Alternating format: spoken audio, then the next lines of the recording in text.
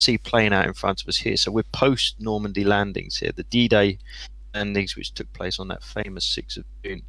Now, it's worth pointing out that, of course, Germany had been really dominating mainland continental Europe for a number of years, but there'd been a pretty serious series of reverses both in North Africa and also out on the Eastern Front in end of 42 into 1943. And what we're looking at really is Germany trying their very, very hardest to hold off with the invading Western powers, being the Brits, the Free French, and the Americans, and also on the Eastern Front, that steamroller, the juggernaut that was the Soviet Union at that time. That's kind of really where the game is sitting at this period in time. Now, one of the things I think that's worth pointing out here, and it'll be interesting to see how Mordred handles this, because what we're looking at here, and again, if you're not familiar with the game, or if you are, you'll see that there's lots of these numbers here in red. This is because we're selecting and viewing it from Mordred's side of things. The Mordred has got its enemy here, the Soviet Unions. Even if you just look at the numbers here, this is giving you the division numbers that he's facing off at on these sides. You can straight away just see the massive kind of difference between the Soviet forces and Germany by this point in the war. And one thing that's worth kind of remembering here is by this point in the war, the early German advantage in quality is now really starting to disappear. The Soviets now have quantity, but they're also starting to have really trained kind of troops and commanders, more importantly, post kind of Stalin's purges, which is really what they're getting so much trouble from now. It's an interesting point you pick up there, actually, because there is, of course, that famous phrase, and that's and most appropriate when you look at the Soviet forces about this time in the war. It's quite simply that quantity is a quality all of its own, and I think never has that been more true than when you look at what was finally coming back as the Third Reich receded westwards from the Eastern Front. You can see that really clearly. I mean, the numbers are quite incredible. That the Germans were holding a huge swathe of land out on the Eastern Front. I know a number of people will be aware that pretty much at any given time during the period from June 1944 onwards, almost 80% of the strength of the German army was fighting on the Eastern Front, compared to really about 20% on the West. And it's bleeding there as well. I think this is something that you really have to kind of guess. I mean, we're seeing it here in game terms. We've already come a long way back here from kind of Stalingrad and Leningrad and the kind of the furthest reaches that the Soviets have got to, or that the Germans got to rather. But the losses that Germany sustained in that were enormous. I mean, if you for example, if you take the 24th Panzers in that first attack, in that attempt to kind of take Stalingrad, they went into it with about 4,000 men as combat troops in some way.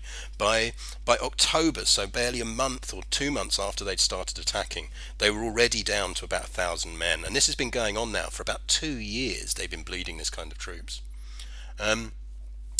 Then one of the things we should probably mention here is we're going to be very interested to see how Mordred deals with this, because, and Dan and I have had a bit of a chat about this. Dan, you know, what do you do in his view? You've got three fronts here. You've got the Russians to worry about, the Soviets. You've got the Italian front, which we'll talk a bit about in a minute. But you've also got the kind of the Normandy pocket kicking in here already. So what do you think his priorities should be?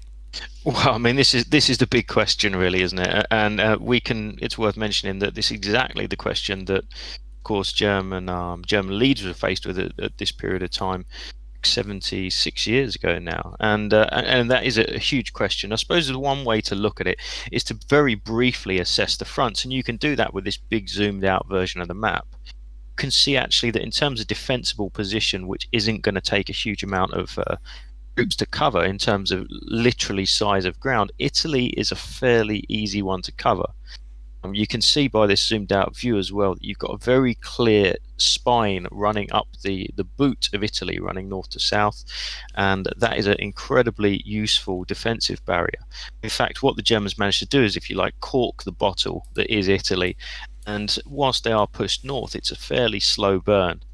Real problems as far as German manpower is concerned is on this huge, wide open, vast expanse of the Eastern Front.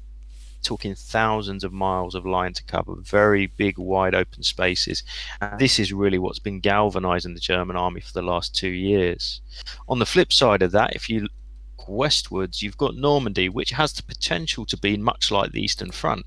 if it goes on this famous broad front strategy, you're going to have division after division just drawn into the line, literally to hold terrain. But if they can, if the Germans could have held the Allies out, which thankfully they didn't, they would have potentially been able to pen them into a little corner of Normandy, Calvados region up there. And as we know from history, at least, wasn't the case. No, I think no.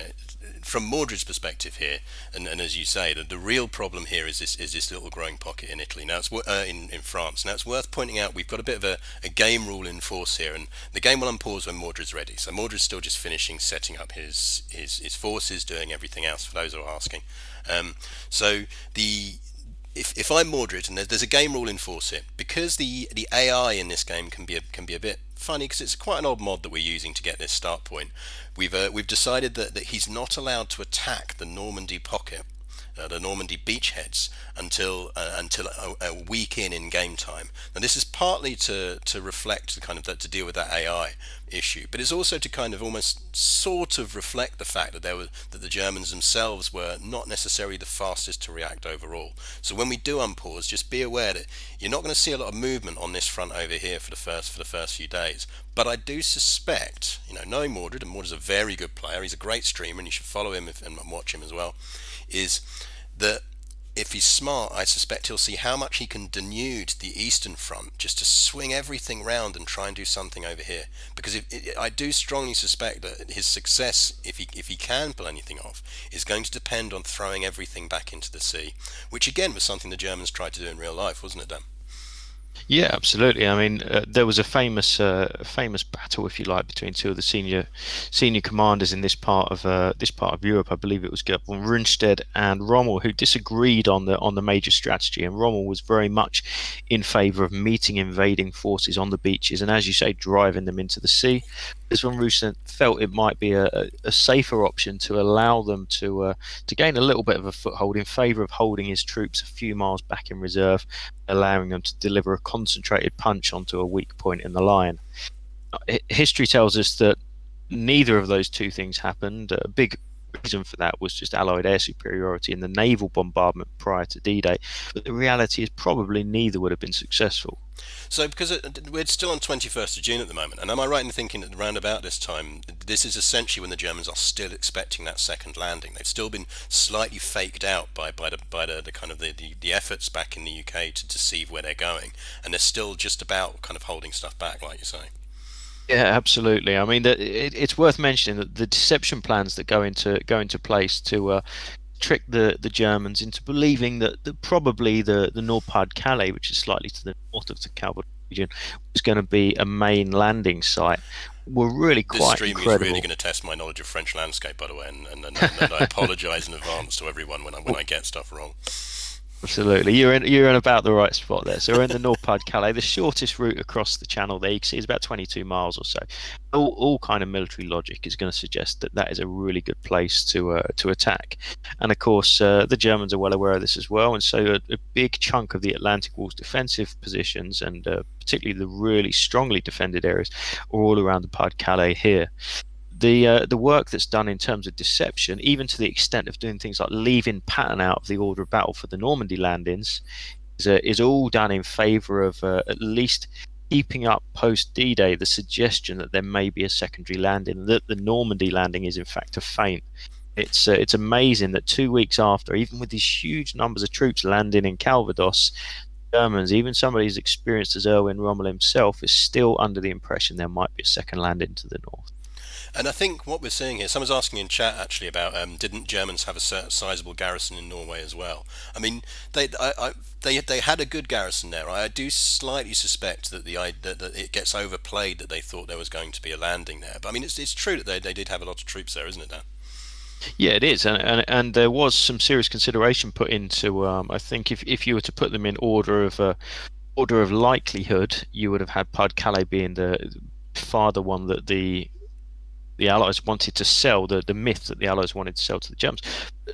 Norway was deliberately put in there as a possible, and if it means that 2 or 3 divisions get tied down up out of the fighting, then that's a pretty serious handicap to the defending forces. So a fairly limited piece of work from Allied deception managed to hold 30,000 plus decent quality troops up in an area where they couldn't be of any assistance. I think what's interesting in game terms here is we can see that one thing to remember here is this isn't real life. So the AI in the game is not going to behave exactly like the generals and high command and Eisenhower did in real life. And it's very clear already that Mordred himself is aware of this. He's played plenty of Hoi Hoi 4 over the years to know that the AI will attempt its own separate invasions. So what we can actually see here, if you look and see these little squares, these little kind of almost defensive symbols on the map, it's where Mordred's drawing his mini front lines. It's where he's telling troops to garrison, to hold, and where to kind of push for fronts. And he's clearly aware actually here that those channel ports are absolutely critical to the Allies. Taking those channel ports is critical, and that's going to be a theme that plays all the way through in real life and the game, isn't it, Dan? In like 1944 and 45. Yeah, I mean, you've hit the nail on the head there. Absolutely spot on. The channel ports are an absolute must when it comes to sustaining any invasion, let alone landing. And it was one of the key considerations when it came to the Allies choosing where they were going to launch any landings at that point in the war. Anyway, as you can see from the Normandy region, you've got a peninsula there, the Cotentin Peninsula, which the port of Cherbourg in it, a deep sea water port, which is slightly up to your north there as you look. So as a And then sidebar further to the down, gamers, I should point out that my primary streaming and gaming is EU4, and I play a lot of Holland. So when Dan talks about Contentin, it's the one place on the map in the northern French coast I can reliably pick out. excellent. And then you've got the port of Brest as well. So these are really key areas. Also Le Havre, which is slightly to the north of the original landing grounds. Now, these are three absolutely key locations. One of the problems that the Allies really had is that they knew that the Germans knew this as well. The one thing you could be pretty certain of is that as soon as there was any concerted effort to land, those troops around those defensive positions would be digging in around those ports, and if it looked like anybody was going to get anywhere near capturing them, those facilities were going to be smashed into oblivion. In most cases, that is the situation. And So the Allies come up. as Electric Fox has pointed out in the chat as well. I mean, Lorient is an enormous base for U-boats, isn't it? Yeah, I mean, there are a number of very, very large U-boat bases around this. Of course, it's open access to the Atlantic. You've got a number of locations, and they're still quite stunning to visit today, by the way, if you do have that chance. But Lorient will be a perfect example there. It's worth pointing out that the Allies were well aware of this issue. The Germans were well aware there was an issue, and it came down to good old Winston Churchill himself, along with some pretty smart planners, the backroom boys up in the Allied headquarters, came up with the idea of saying, right, well, if we can't capture a port, we'll take one with us. They quite literally create, if you like, a jigsaw puzzle of thousands of pieces of individual artificial harbour, which gets towed over the channel on D-Day itself and is put into place in two locations, one off close to Gold Beach, a place named Aramonche, and the second off Omaha Beach, part of the American sector. And kind of we've panned over a bit here to just look a bit further in. What's the kind of action we're going to see theoretically in historical terms as we move beyond kind of June and into July and August? We're looking at the kind of more central area of France here. Is this where the Allies were trying to push to? Are they going to try and stay to the coast? Historically, what happened? Yeah, I mean, well, you've got a couple of things to point out here. One is if you actually look at the current map that we're exploring right now, you can see a couple of bands of rivers that quite clearly define and mark up the interior of France. Particularly, you've got the Seine there running to the south, through into the south of Paris, various other rivers, and what they prove very useful natural barriers.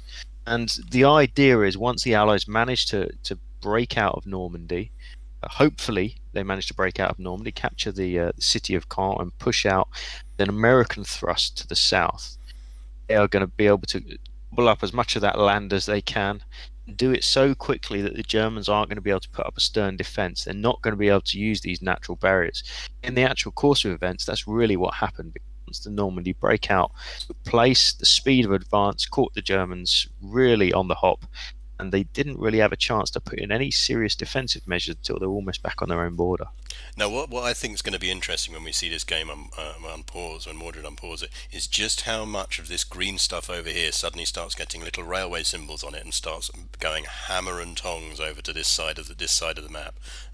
Because I do genuinely think that's what we'll see. I think something that's also worth pointing out down here, actually, while we're over this side, is it's worth looking down here at what is most likely going to be a key player that most people don't even think about, which is Romania. Yeah, absolutely. I mean, Romania's got a couple of claims to fame, and depending on which side of the Second World War you fall, to a couple of claims to infamy as well. And since we are currently playing as the Germans, just to have a look, the Romanians first really take centre stage in the fighting around Stalingrad in 1942, and that's quite literally that when the German forces in and around the city get cut off, they get cut off because Soviets managed to break through Romanian armies to north and south. Now, Romanians, who, to be fair, soldier for soldier, are generally highly regarded. Unfortunately, woefully equipped in terms of in comparison to both the German army and the Soviets. And it's the increased pressure as those lines come back, the increased political pressure internally in the country as well, that eventually is going to cause not only Romania to withdraw from the Axis support, but actually to flip sides and to then support the Allies. And this causes no end of problems for the German army down in the south, who all of a sudden find themselves not only with an ally, but also in enemy territory and being pursued by former allies. I mean, it's something, as you say, that's worth noting, and it follows up here in Finland as well. I mean, similar situation up here. That one of the things that often gets forgotten about the Eastern Front, as you say, is just how many kind of German allies fought there, but just didn't have the equipment to really be effective. It wasn't so much because of any lack of ability. It was a lack of materiel. I mean, something that you look at in terms on the Eastern Front. I think there's about 500,000 Romanians, Huns, Italians, and Czechoslovakians combined that end up fighting up there, which the Germans managed to put 2.5 million-ish over there. It's a sizable proportion of that force is made up of Germany's allies, and without the equipment that they can never really truly do much apart from sort of valiantly hold where they can. Yeah, I mean, it's I'm interested that you pointed out Finland there, because I think Finland are a great example of one of these uh, allied nations, at least for a period of time, an allied nation to Germany, who really managed to, if you like, punch above their weight. Because Finland is a tiny player in comparison to the Soviet Union. Look at the landmass. Okay, Finland looks pretty significant, but actually, in terms of population, military hardware, they're almost a non-entity. But what they managed to do in holding off Soviet armies in two periods during the war is absolutely stunning. And the Finns are generally seen as being masterfully commanded during the Second World War, and putting up an incredibly valiant defence, albeit they are not going to continue, and there's really no chance that they're ever going to be able to hold off the Soviet Union indefinitely. Yeah, I mean, They at we least can managed see to that in secure game for here. themselves. We can see that in game here because, I mean, if I've just clicked over so we can see the world from Finland's point of view, and if you look at this number up in the top corner, this kind of fourth number in on the menu bar, that's essentially the amount of manpower the Finns have available to them at the moment. They've got about 34,000 people. Now, that's less than you can fit in a decent sized football stadium. That's their total manpower pool in game. If we compare them to the Soviets have 4 million people. It's a bit of a difference. And one of them, Finland is actually a really fun country to play in this game. There's a couple of good mods you can do to give it a more filled out focus tree, as is known in this game, which gives different boosts. But even there, I mean, I played them a lot. It's one of my favourites, but I rarely get to survive. It's really that kind of what they can do. Yes, as you say, it's the reserve manpower. This is what they can bring in. It's not even counting what's actually in the field.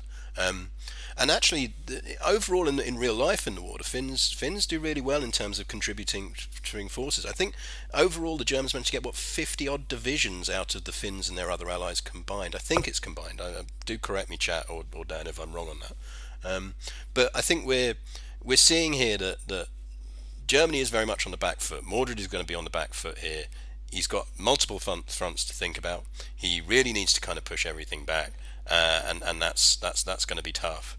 Something we should comment on about this mod for those who aren't familiar with the game, or with this particular mod but are familiar with the game.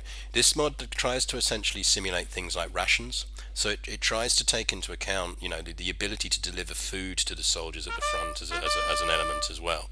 And I think that's something that will be new to Mordred, and he'll have to deal with, because it's not something that the base game does anymore. Um, but yeah, I can see in my kind of sneaky other screen of what Mordred's looking at now. He's just sorting out his kind of his tech research. So things like his weaponry and his aircraft orders. So I suspect we'll see an unpause in a second. It's probably worth, while we've still got the pause on, talking a bit about remembering that we're focusing very much on the war in Europe here. There is a war happening over here, but we won't really be commenting on this for the purpose of this stream. But it is worth talking a bit about kind of what America is really providing at this point in the war. I mean, Dan, do you want to give us a bit of an overview of what is America up to now? Are they now paying the serious military power as well as the economic, or is it still really the kind of the factories at the moment? It's a little bit of a mix. To be honest, by the time you get to 1944, the situation has changed fairly dramatically in that you now have really serious numbers of American soldiers, sailors, and airmen coming over. Of course, America, when they come into the war post Pearl Harbor, they at first are a little reticent to even get involved in the European conflict as such. But you've got a number of things that transpire, which basically means that a good series of systems is set up, including the famous Lend-Lease system, which basically supports both Britain and the Soviets way before you really have American troops in their boots in Europe. You have already huge manpower, huge logistic support coming from the United States. By the time you get to 1943, 1944, you've got not only out in the Far East and in the Pacific, you've also got American troops fighting very, very well out in Italy, forming a big old chunk of the invasion in June 1944. Also taking part in the post Operation Torch fighting in North Africa against Moore's Africa Corps, eventually jumping across to Sicily, making some really impressive gains in Sicily, and then start fighting their way up the boot of Italy. So really important, the United States, and what they contribute, really only in terms of manpower, but also just in terms of machinery, equipment, rifles, weapons, food is really outstanding. I think one of the things that really affects Germany at this time as well. And if Mordred's smart, he's not going to need an Ardennes offensive to try and salvage things. But one of the things that I remember when I was looking a lot into research of accounts of the Ardennes offensive, which is a bit later than this, it's Germany's attempt to kind of push back in the West, is that one of the mistakes that a lot of the German commanders make at that time is most of their experience of the American troops is from those early torch days in North Africa. So they are actually arguably underestimate the American resistance they're going to meet, because they assume it's that same green kind of army that they faced in Torch. And by this point in the war, or by that point in the war, it isn't. Like the Russians, the Americans by this time are maturing into a really, really effective fighting force. Yeah, I mean, incredibly effective. And you have to, of course, in the same breath as mention the Americans, of course, mention the Canadians and the Australians and those other Commonwealth troops that were coming in with that same pedigree of great fighting quality. It's worth pointing out that just 20 years before, in the First World War, the Canadians, the New Zealanders and Australians, and even the South Africans had fought in these same theatre, of course, in North Europe, in the trenches of the Western Front, had shown incredible determination, great tenacity in attack, and that had been trusted completely by British commanders, and they were going to show that same level of skill once again here in the Second World War. Let's have a sneaky look. We're back into the German view here, and we should start to be able to see now, or get some idea of what Mordred's thinking in terms of setting up his offence. Now, someone's being very ambitious here. Either the AI is being very ambitious, or Mordred's being very ambitious, because certainly someone has decided that they can take Moscow, which I mean, maybe running Germany even digitally has an effect on your brain, but I think that's a big ask for his for his Eastern Front troops. I think that's one from Hitler's sort of Hail Mary playbook of the Second World War. I think we can be fairly confident that that's not going to happen, and we can be fairly confident that that was never going to happen in the Second World War again, despite the fact that Adolf Hitler actually wanted to try and reverse these losses. Let alone had he broken through the front line. By this point in the war, Germany is on its knees in terms of things like oil, petroleum, resources, vehicles, even manpower. It's just not going to happen. We're talking thousands of miles of Russian steppe to cross, and it's a no go there. It's also thousands of miles they've got across with actually very limited mechanization. I mean, we kind of think of the Germans as a highly mechanized force, and to a certain extent that's true. And it was forced on them by Versailles in a way. You know, when you've got a small army, you start thinking differently. But actually, they're still incredibly reliant on horse transport when it starts to get into the kind of the war in the east. And that's actually weirdly by this point in the war something that is a problem the Soviets don't really have. Lend-Lease is really kicking in for the Soviets by this point. You know, their march forward and their march so far has been powered by Ford trucks. You know, it's powered by Ford trucks and actually British tanks as much as anything else. I mean, I think it's the Second Guard Army that is essentially entirely composed of British tanks, staffed by Russian troops. Yeah, that comparison's a really key one actually, and particularly going back to the famous German look at the famous images of German Blitzkrieg. I mean, what you tend to see is those state of the art tanks, even as early as 1940, kind of rushing across those open fields and destroying the hapless enemy with their rifle in a trench that's totally outdated. Reality is, yeah, you do get some of that, but really only the stuff with the engines at the pointy end. Once you get past that kind of armored spearhead, you're going to be looking at good old fashioned horses and carts bringing up, amongst other things, fodder so you can keep the horse that's pulling the cart alive. And So, this is a huge problem for them because you see this a lot certainly as they reach further and further into the east is that you get this kind of staccato effect, as you say. Blitzkrieg only works if you can keep moving. It stops working when you have to keep pausing to wait for your logistics chain to catch up, and that's really where they struggle. I'm going to quickly put a question to chat here, just to start putting it in. I want you all to give me when do you think Mordred can hold out to? You know, do you think he can win, or do you think that remembering that what we've got here is a situation where theoretically Germany is now led by someone who is properly thinking strategically and one strategic voice. Do you think that's going to make a difference? And tell me that and reflect that to us in your predictions for when he think he'll last to. Also, we've got a 1947. Someone's being bold. We'll be off stream by then, but we'll be hosting him, so you'll be back to it. Um, yeah, I mean, so a lot of coming in. Some of the good comments coming in here, Dan, is really highlighting that the given even with a kind of a good solid leader, this is going to be a hard ask. absolutely. I forget who it is that famously says. I think probably you could say the fatal error was made way back when Barbarossa is launched, where what the famous phrase is that rule one on page one of the Book of War is "Do not march on Moscow." Look, even if you get to Moscow and the Soviet Foreign Secretary, I think he was, Molotov, famously said when Stalin was panicking back in the early days of Barbarossa, it looked like the country would be overrun by the Germans. He famously said to Stalin, "Don't worry, they can get to the gates of Moscow and we'll still beat them." That is in essence what's happened. What goes forward must come back, and it comes back with one hell of a vengeance. Look at these long lines that we've got spreading out looking east at the moment. Those incredibly long supply lines are being attacked in part because of the Germans' own brutality, trying to subdue the Soviet population and having, of course, this Nazi ideology pumped into the whole situation of these people in the East being Untermensch. What they've also done is created a very, very hostile environment in which they now have to carry supplies through. On the way back, as they're being driven back westwards again, that same problems are encountered, and partisan efforts that go on in the area in between are really quite extraordinary. Oh, I think we're just about ready to go. I think we're ready. Let's just confirm this up. Um, then we will get this underway. Let's wait for the unpause and let's see the panic ensue as as everything kicks off. But yeah, I will let him do the honors when he's ready. Let me flag to him that we're good to go.